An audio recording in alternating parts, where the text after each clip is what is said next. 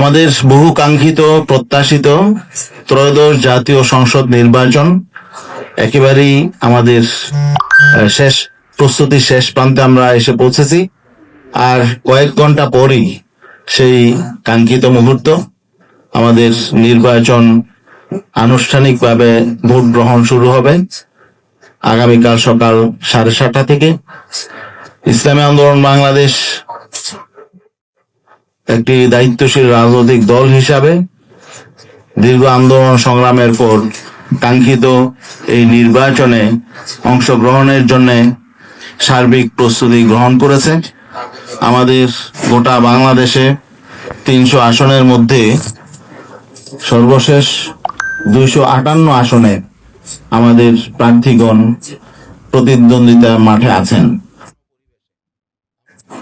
ইসলামী আন্দোলন বাংলাদেশ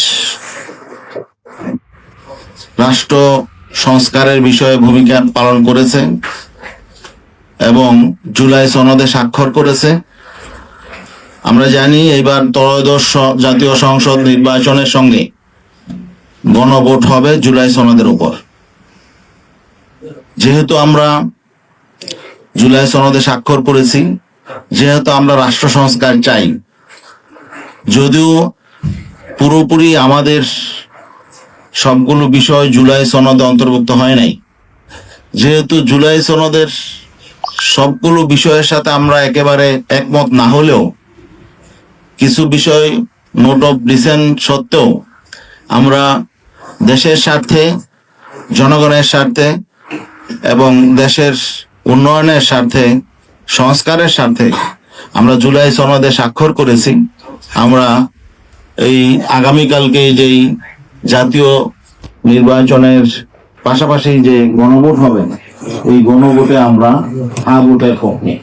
এই জন্য আমরা দেশবাসীকে, আমাদের সকল নেতাকর্মীদেরকে আমরা নির্দেশনা দিয়েছি তারা যাতে হ্যাঁ ভোটের পক্ষে তাদের ভোটাধিকার প্রদান করেন।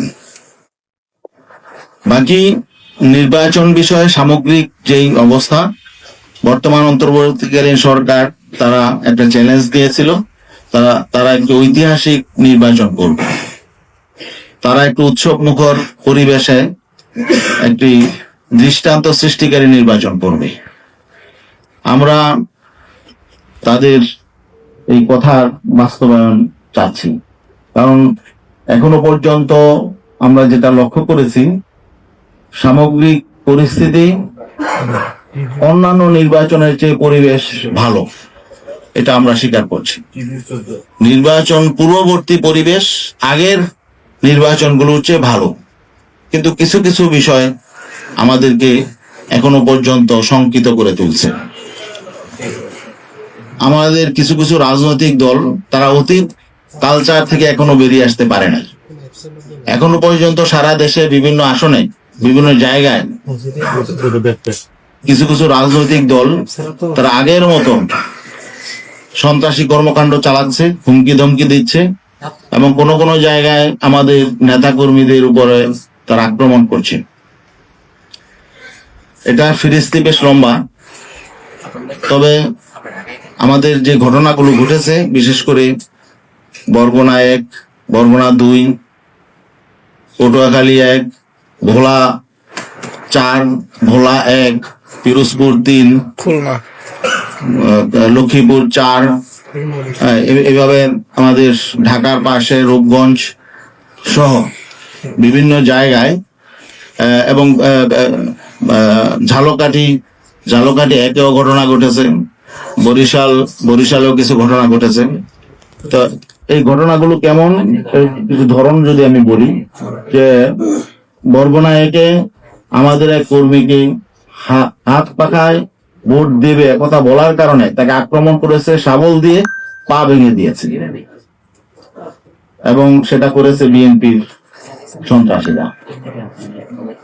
আবার বরগুনা 2-এ সেখানে আক্রমণ চালিয়েছে জামাতের সন্ত্রাসীরা। আমাদের ভোলা 4-এ আমাদের ক্যান্ডিডেটের মেয়ের উপরে আক্রমণ করেছে জামাতের সন্ত্রাসীরা। ভোলা 1-এও আক্রমণ করেছে জামাতের সন্ত্রাসীরা। এবং বিভিন্ন জায়গায় হুমকি ধমকি দিচ্ছে, আমাদের কানে আসছে বিএনপি এবং জামাতের উচ্ছৃঙ্খল কর্মীরা বিভিন্ন জায়গায় আমাদের ব্যানার ছিঁড়ে ফেলছে, ফেস্টিং ছুঁড়ে ফেলছে, হুমকি দামকি দিচ্ছে, এগুলো করছে। তো এই জন্য আমরা এই সমস্ত কারণে আমরা কিছুটা শঙ্কিত। আমার আসন গাজীপুর 5, সেখানে আমি গত রাতের খবর পেয়েছি যে ভোট সেন্টারের যে সিসি ক্যামেরা ছিল, বেশ কিছু ভোট সেন্টারের সিসি ক্যামেরা ভেঙে ফেলা হয়েছে। তো এর অর্থ হলো যে ওখানে তারা বিশৃঙ্খলা করবে, এটা যদি ক্যামেরা বন্দি না হয়। তো এই জন্য আমরা কিছুটা শঙ্কিত। সারা দেশের সামগ্রিক পরিস্থিতিতে এই ঘটনাগুলো আমাদের কিছুটা হলো উদ্বিগ্ন করে তোলে। এটা হলো একটা বিষয়। আরেকটা বিষয় হলো আমাদেরকে যেটা ভাবিয়ে তুলেছে, সেটা হলো সারা দেশে বিভিন্ন জায়গায় বিভিন্ন পক্ষ তারা আমাদের নামে অপপ্রচার চালাচ্ছে, বিভ্রান্তি ছড়াচ্ছে। তারা বলছে যে বিভিন্ন জায়গায় বলছে আমাদের ক্যান্ডিডেট বসে গেছে, আমরা সমর্থন করে দিয়েছি, এমন প্রপাগান্ডা মিথ্যাচার করা হচ্ছে। তো এগুলো আমাদেরকে সামগ্রিক নির্বাচন পরিবেশের জন্য আমরা মনে করি যে এগুলো অন্তরায়। ইসলামী আন্দোলন বাংলাদেশ 258 আসনে তাদের ক্যান্ডিডেট মাঠে আছে, কাজ করছে এবং ফলাফল ঘরে নিয়েই তারা মাঠ ছাড়বে। তাছাড়া ইসলামী আন্দোলন বাংলাদেশের একজন ক্যান্ডিডেটও কাউকে সমর্থন দেওয়ার প্রশ্নই আসে না। আমরা দৃঢ়তার সাথে বলতে চাই, আমরা শেষ মুহূর্ত পর্যন্ত লড়াই চালিয়ে যাব ইনশাল্লাহ, দেশের জন্যে, মানুষের জন্যে এবং এই দেশের ভবিষ্যৎ প্রজন্মের জন্যে। আমরা চাই এই দেশটা এগিয়ে যাক এবং দেশ পুনর্গঠনে আমরা গঠনমূলক ভূমিকা রাখি, এটা আমরা চাই। আরেকটা উদ্বেগের বিষয় হলো বিভিন্ন জায়গায় টাকায় ছড়াছড়ি হচ্ছে। আপনারা মিডিয়ার মাধ্যমেও সেটা তুলে আনছেন আমাদের সামনে। এগুলো তো অতীত রাজনীতি ছিল, অতীত কালচার ছিল। তো সেই কালচার থেকে আমরা বের হতে পারি নাই। টাকার ছড়াছড়ি, হুমকি দামকি, আমাদের এজেন্টদেরকে হুমকি দেওয়া হচ্ছে বিভিন্ন জায়গায়। আমরা স্থানীয় প্রশাসনকে জানাচ্ছি, কোথাও কিছুটা কাজ হচ্ছে, কোথাও হচ্ছে না। এগুলো আমাদেরকে কিছুটা হলো শঙ্কিত করে।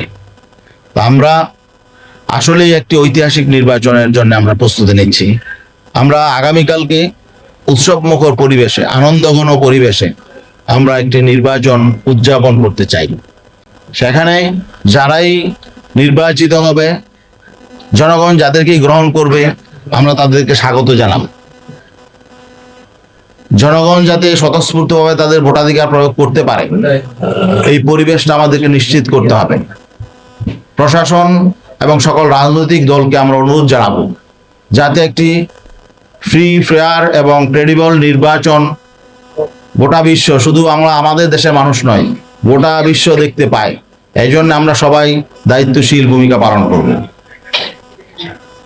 বাজারে বাতাসে ইলেকশন ইঞ্জিনিয়ারিং এর একটা কথা শোনা যাচ্ছে। এমন কোনো কলঙ্কিত ঘটনা, কলঙ্কজনক ঘটনা যাতে না ঘটে, প্রশাসন যাতে নিউট্রাল থাকে এবং রাজনৈতিক দলগুলো যাতে দায়িত্বশীল আচরণ করে, কোনো সন্ত্রাসী যাতে মানুষকে জিম্মি করতে না পারে, কাউকে যাতে ভোট দানে বাধাগ্রস্ত করতে না পারে। এই জন্যে সকল গোয়েন্দা সংস্থা, প্রশাসন, পুলিশ, বিজিবি, সেনাবাহিনী, সশস্ত্র বাহিনী, যে সমস্ত সদস্য মাঠে আছেন, তাদেরকে নিরপেক্ষ ভূমিকা পালন করতে হবে, কঠোর ভূমিকা পালন করতে হবে। কারো প্রতি যাতে কোনো রকম বৈষম্য না হয়, সকল রাজনৈতিক দলের প্রতি সমান আচরণ করতে হবে। আমাদের সারা দেশে 258টা আসনের সকল সেন্টারে যাতে আমাদের এজেন্টরা নিরাপদ বোধ করে, আমাদের এজেন্টদেরকে যাতে কিছু কিছু জায়গায় হুমকি দামকি দেওয়া হচ্ছে, তারা যাতে নিরাপত্তা পায়, সেই বিষয়টা নিশ্চিত করতে হবে। শুধু আমাদের নয়, সকল রাজনৈতিক দলের এজেন্টরাই যাতে নিরাপত্তা পায়। আর যারা ভোটার, পলাতক, ফেরারি আসামি ছাড়া সকল ভোটার যাতে নির্বিঘ্নে তার দলীয় পরিচয় যাই থাক, অতীত পরিচয় যাই থাক, সকল ভোটার যাতে তাদের ভোটাধিকার প্রদান করতে পারে স্বতঃস্ফূর্তভাবে, এবং সকল ভোটার যাতে সম্মানের সাথে তাদের ভোট প্রদান করতে পারে, এটা আমাদের নিশ্চিত করতে হবে। প্রশাসনকে সেটা নিশ্চিত করতে হবে। এবং আমরা স্পষ্টভাবে বলতে চাই, আগামীতে যেই ক্ষমতায় যাক, আমরা নতুন রাজনৈতিক কালচার তৈরি করতে চাই। সহমর্মিতার রাজনীতি, সহনশীলতার রাজনীতি, সম্প্রীতির রাজনীতি, উন্নয়নের রাজনীতি আমরা চাই। ইসলামী আন্দোলন বাংলাদেশ শরিয়ার প্রশ্নে, ইসলামের প্রশ্নে এবং দেশের স্বার্থের প্রশ্নে কোনো আপোষ করবে না। আমরা কোনো বিদেশি শক্তির রক্তচক্ষুকে ভয় করি না। আমরা কোনো আগ্রাসী শক্তি, আধিপত্যবাদী শক্তির ক্রীড়নক হয়ে আমরা এখানে রাজনীতি করব না। আমরা স্বাধীন এবং আমাদের স্বাতন্ত্র্য নিয়েই আমরা আগামীতে এই দেশে স্বাধীন রাজনীতি চর্চা করতে চাই। এটা আপনারা ইতিমধ্যে লক্ষ্য করেছেন। আমরা দেশপ্রেম এবং ইসলামের প্রতি, আমাদের মহান সৃষ্টিকর্তা আল্লাহর প্রতি পূর্ণাঙ্গ আনুগত্যকে নিয়েই আমরা সামনে এগিয়ে যেতে চাই। এক্ষেত্রে আমরা কোনো ষড়যন্ত্র, কোনো চক্রান্তকে আমরা ভ্রুক্ষেপ করব না। যদি কেউ কোনো ষড়যন্ত্র করে, চক্রান্ত করে, আমরা জনগণকে সামনে নিয়ে তা প্রতিহত করব। আগামীতে আমরা সে প্রতিবাদ গড়ে তুলবো ইনশাল্লাহ। কোনো ষড়যন্ত্রের নির্বাচন, কোনো পাতানো খেলা এবং কোনো রকম কনস্পিরেসি এই নির্বাচনে যাতে না হয়। যদি এমন কিছু হয় তাহলে বিগত দিনের ইতিহাস আমরা সবাইকে স্মরণ করে দিতে চাই। পরিণতি আরো খারাপ হবে। নির্বাচন যাতে সত্যিকার অর্থেই গ্রহণযোগ্য হয়, ফ্রি হয়, ফেয়ার হয়, ক্রেডিবল হয়, এই জন্যে সবাইকেই সহযোগিতা করতে হবে। আমি ভোটার বৃন্দের কাছে, আমাদের নেতৃবৃন্দ, আমাদের তৃণমূলের নেতাকর্মী, সকল সম্মানিত ভোটার, সকল নারী পুরুষ, যুবক যুবতী সকলের কাছে আমাদের অনুরোধ থাকে, আসুন আমরা নতুন বাংলাদেশ বিনির্মাণের জন্য নতুন রাজনীতির সূচনা করি। আমরা নতুন প্রত্যয় নিয়ে আমরা ইসলামের পক্ষে, দেশের পক্ষে আমরা ভোটাধিকার প্রয়োগ করি।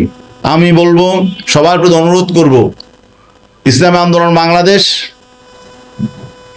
স্বতন্ত্র ধারার রাজনীতি করছে, গঠনমূলক রাজনীতি করছে, দেশপ্রেমকে সামনে নিয়ে এবং ইসলামের সুমহান আদর্শের আলোকে এদেশকে সাজানোর জন্য একটা বৈষম্যহীন, শোষণমুক্ত রাষ্ট্র সমাজ প্রতিষ্ঠার জন্য, সুশাসন প্রতিষ্ঠার জন্য ইসলামী আন্দোলন বাংলাদেশ এই নির্বাচনে অবতীর্ণ হয়েছে। অতএব সবার প্রতি আমাদের আবেদন থাকবে, আহ্বান থাকবে, আসুন আমরা হাত পাকা প্রতীককে বিজয়ী করি এবং আমাদের যারা ক্যান্ডিডেট রয়েছেন সবাই সৎ, সবাই আদর্শবান এবং সবাই দেশপ্রেমিক। অতএব আমি বলবো, যে যেখানে নির্বাচন করছে আমাদের প্রার্থীগণ, সবাইকেই হাত পাকা প্রতীকে আপনারা বিপুল ভোটে বিজয়ী করুন। আমরা যদি রাষ্ট্র ক্ষমতা পাই, আমরা সুশাসন নিশ্চিত করব ইনশাল্লাহ, ইনসাফ কায়েম করব, কল্যাণ প্রতিষ্ঠা করব, মানুষের অর্থনৈতিক মুক্তি আমরা নিশ্চিত করব ইনশাল্লাহ, দারিদ্র বিমোচন করব, বেকারত্ব দূর করব এবং আমরা আন্তর্জাতিক সম্পর্কের ক্ষেত্রে আমরা সম্মানজনক অবস্থান তৈরি করব ইনশাল্লাহ। আমরা কারো প্রভুত্ব এবং কারো দাসত্ব গ্রহণ করব না। স্বাধীনভাবে বাংলাদেশ যাতে বিশ্বের বুকে মাথা উঁচু করে দাঁড়াতে পারে, আমরা এবং পররাষ্ট্রনীতি গ্রহণ করব ইনশাল্লাহ। সাংবাদিক বন্ধুগণ, আবারও আমরা স্পষ্টভাবে বলছি, আগামীকালের নির্বাচনে যাতে কোনো রকম ষড়যন্ত্র চক্রান্ত না হয়, কোনো পক্ষ থেকে যাতে কোনো রকম খামখেয়ালি করা না হয়, কোনো পক্ষপাতিত্ব করা না হয়। আমরা যদি একটি ঐতিহাসিক নির্বাচন করতে পারি, আমরা যদি একটি স্মরণীয় নির্বাচন করতে পারি, তাহলে অন্তর্বর্তীকালীন সরকার ইতিহাসে স্থান পাবে, আমরাও ইতিহাসের অংশ হয়ে থাকবো ইনশাল্লাহ। আমি সকল প্রতিদ্বন্দ্বী রাজনৈতিক দলগুলোকেও ধন্যবাদ জানাই এবং সবার সহযোগিতা নিয়ে আমরা আগামীতে এই বাংলাদেশ গড়ে তুলতে চাই। সবাইকে আমাদের এই বক্তব্য মনোযোগ দিয়ে শোনার জন্য আন্তরিকভাবে ধন্যবাদ জানাই। আর বিশেষ করে সাংবাদিক বন্ধুগণ এবং বিভিন্ন মিডিয়ার যে সম্মানিত মিডিয়া কর্মীগণ আছেন, আমাদেরকে আপনারা সবসময় আমাদের পাশে ছিলেন, সহযোগিতা করেছেন। আগামী দিনও আশা করি আপনাদেরকে আমরা পাশে পাবো, আপনাদের সহযোগী হিসাবে আমরা চাই। আল্লাহ সবার মঙ্গল করুক। সবাইকে ধন্যবাদ।